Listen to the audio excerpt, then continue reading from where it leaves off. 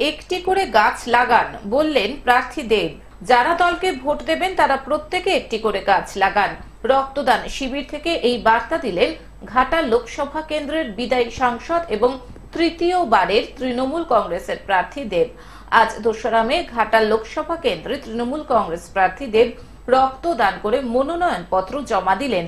ঘাটালের স্বয়ংবর লজে সাংসদ পরিবারের পক্ষ থেকে গ্রীষ্মকালীন রক্তদান শিবিরের আয়োজন করা হয়।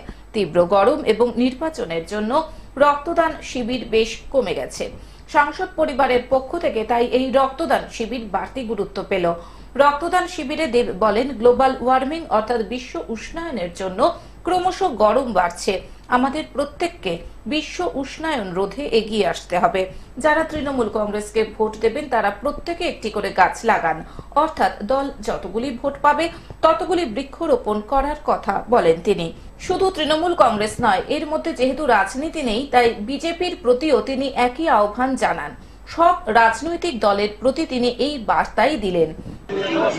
এত নিউজের মধ্যে, এত র্যালির মধ্যে পুরো বাংলা জুড়ে বা দেশগুলো হচ্ছে, আসল জিনিসটাই হারিয়ে গেছে। সত্যি ব্যাংক বা ব্লাড ব্যাংকে ব্লাডের ডিপোজিটের সংখ্যাটা অনেকটাই কমে গেছে। কিন্তু গরমের যে ব্লাড ডোনেশন ক্যাম্প হচ্ছে না, কিন্তু আমার মনে হয় কি আজকের দিনটা দেশ যতক্ষণ নমিনেশন দিচ্ছে, যেহেতু মিডিয়া আমার সঙ্গে থাকবে এবং সচেতন থাকবে, আমি আছি, খাচ্ছি, করছি, কেমনভাবে নমিনেশন দিচ্ছি তার চেয়ে বড় ইম্পর্টেন্ট হচ্ছে এই সময় দাঁড়িয়ে দশটাকে অত্যন্ত খারাপ সেই বার্তাটা দেওয়া।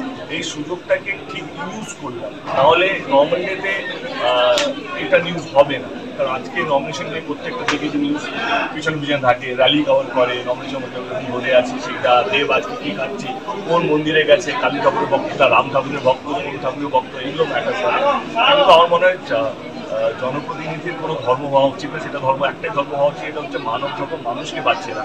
এবং সত্যি এটা ক্রাইসিস, এটা কোনো গিমিক না, যেটা বললে কোনো একটা চমক দেওয়ার জন্য না।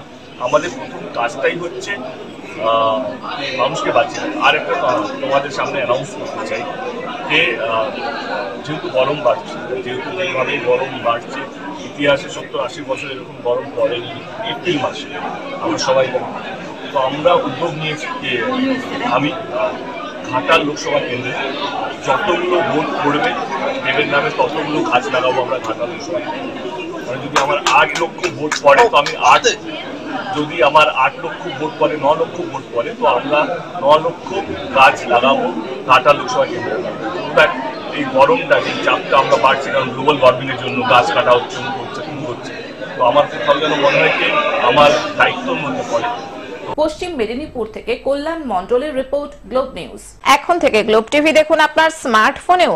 গুগল প্লে স্টোর অথবা অ্যাপল স্টোর থেকে ডাউনলোড করুন গ্লোব টিভি লাইভ অ্যাপ। এছাড়াও জিও টিভি অ্যাপ থেকেও দেখুন গ্লোব টিভি লাইভ।